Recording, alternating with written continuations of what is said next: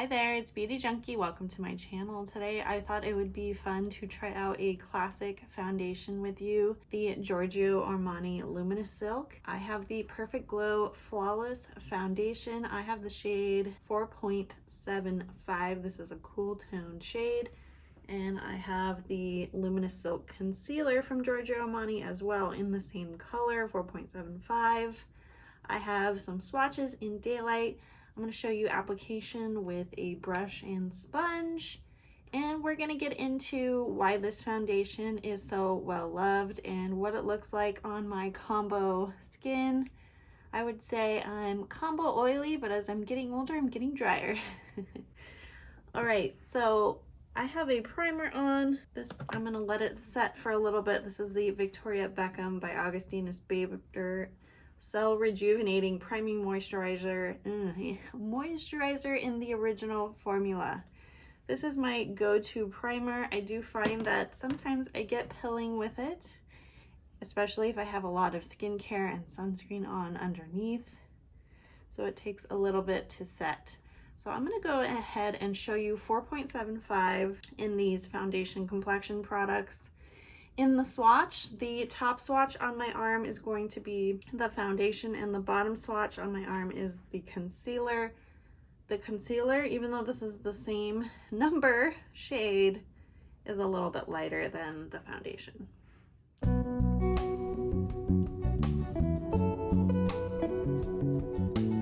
All right, so those swatches were pretty thick and they don't really match my wrist. But overall, I think this is a pretty good match to my face. It's not perfect. I have sponges here from Real Techniques. I have a face sponge and a little mini I use for concealer sponge. I also have my Lisa Eldridge foundation brush. This is a flat foundation brush that I've had a lot of luck with for most of my face applying foundations. I'm going to share the details of what this Luminous Silk foundation is supposed to do. I'm going to read off the Giorgio Armani website. So this is the classic formula. Over the years they've made different versions of this, so make sure you are getting the Perfect Glow Flawless version. That's the one people love, and it's described as a natural silky lightweight foundation.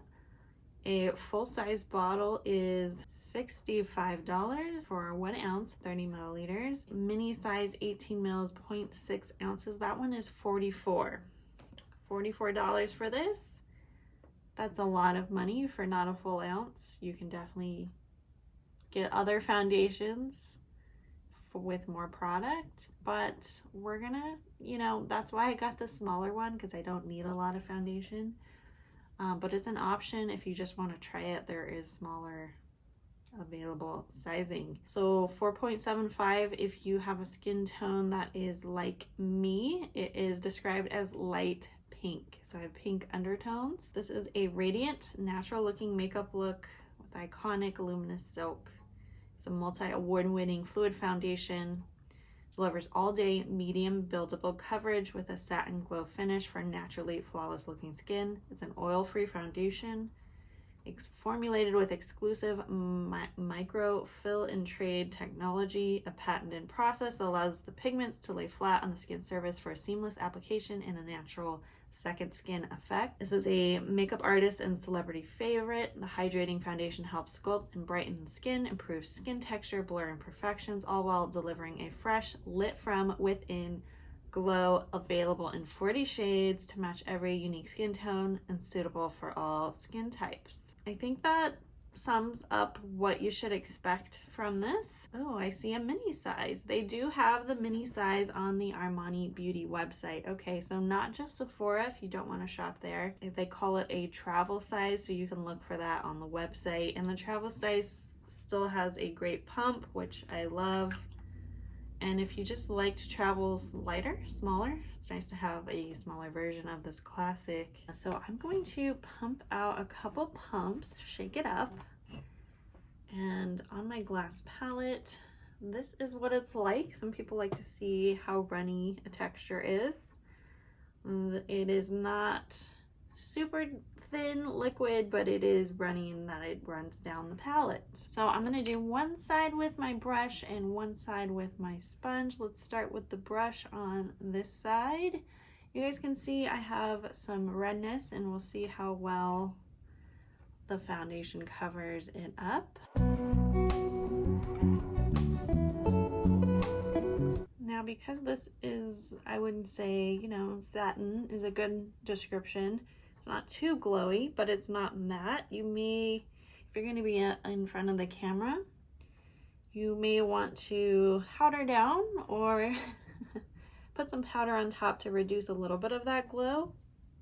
If you're in a warm environment, also, you might want to put something on top of here just to reduce some of that shine. But I think it does look really pretty, really glowy if that's your preference, to have a little bit of a radiance. I think this foundation provides that. Now, I think this is a nice layer. You can still see my skin through this foundation fairly well. They say it's buildable. I could definitely build over this side because you can see a lot of my skin underneath. And because I have a lot of redness on my cheeks right now, that might be something I need to go back in and do. And I need to touch up around my nose with a sponge just because that's my preferred technique. But otherwise, the rest of my face looks pretty good with the brush application. So I'm going to go in on the other side with my sponge. This is, as I showed you, this is a somewhat runny product. So your sponge, your brush may soak up more product than maybe some of the other foundations in your collection. So you might have to use a little bit more, do a couple layers. But you can see that first layer does look really natural, almost like I'm not wearing a foundation. But it will probably take you a little bit to get the coverage that you want. You have to go in maybe a second time, I would think. But if you want something really light, one layer is good. You could also just touch up with concealer in certain areas rather than doing a second layer. I'm gonna go in on this side with the sponge to fix my nose and pore issues over here. I just find brushes don't do justice to this area. Some people like to go over a brushed application with a sponge. I'm still seeing quite a bit of redness, and I don't want to sweep concealer that much over this cheek, so I think I'm going to do another layer for you guys. But you can see, I can see the sheen. I hope you guys can see the sheen that it leaves, that satiny glow. So that was 2 pumps on my face. Let's go in for 2 more. So I'm going, again, brush side. We'll do the same technique. Okay, I don't want to apply too much more on this side. Don't want to oversaturate the skin with makeup. Back over with the sponge on this side. And I used 4 pumps of foundation. One of the perks of, you know, putting on makeup in layers rather than just going straight in with like a fuller coverage is layers tend to look a little bit more natural. You have more control over the finish, the coverage. Also, just kind of pressing into the skin in layers, I think, makes things last a bit longer. I'm really kind of digging in over the whole face, just to make sure things are attached, not over applied. I'm removing excess this way. Now I'm not going to powder because I just want you to see the foundation. I'm also going to put on the concealer. I don't know, maybe, I feel like I got this not too long ago. It does say fragrance in the ingredients on Sephora's website, but I don't smell anything, but it's possible that there's something in there if you guys are curious. All right, let's get into concealer. So this is the Luminous Silk Concealer. I'm actually a huge fan. I don't see a lot of people using this on YouTube. probably because it's not like full coverage or anything. But I think it has a nice natural buildable finish that goes with this foundation really well. I like to use a sponge. And you can see it's a little bit lighter than the foundation, even though it's the same shade, which honestly I kind of like. But if you plan to use this to conceal your face as well as your under eye, it might be a little light, but it adds a nice brightening effect.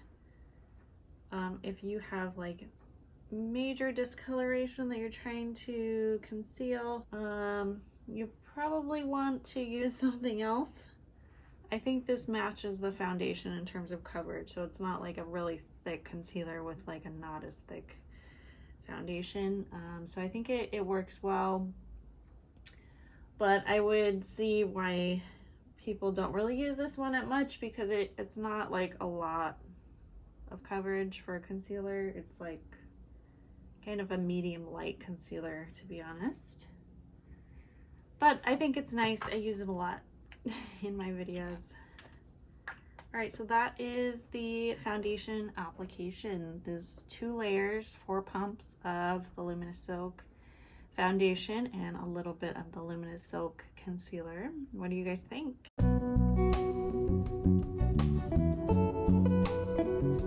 Like, comment below if you love this foundation. It is a regular part of your routine. I know some of these classic foundations, some people are like, what's the hype? I've never tried it. Should I buy it? $65 is a lot for a foundation. I totally agree. I'm glad they have a travel size to try out. I do think it is worth trying, but I will say I think this was revolutionary back in the day just because of the beautiful skin-like finish. I'm not sure if people still really consider this a classic foundation because there's so many foundations out today with luminous finishes, different finishes, that I don't know if you were to like rank like luminous satin kind of finish, would this make the top still? I don't know, because there's so many innovative formulas out there these days. Like, would this still compete? I'm not sure. Some people like that it's buildable. I'm sure some people would prefer that it just comes out straight out the gate, more coverage. All right, so I don't know if I didn't really see this when I was sitting over here. I do have a lot of texture on my chin, as well as like in this area. I think it's a common spot for people that have had acne throughout their life to have texture along their chin. I have a lot right here. I think not having powder on my face kind of exaggerates some of the texture. Usually I do rely on powders to kind of diffuse and blur texture, not just the cream liquid products.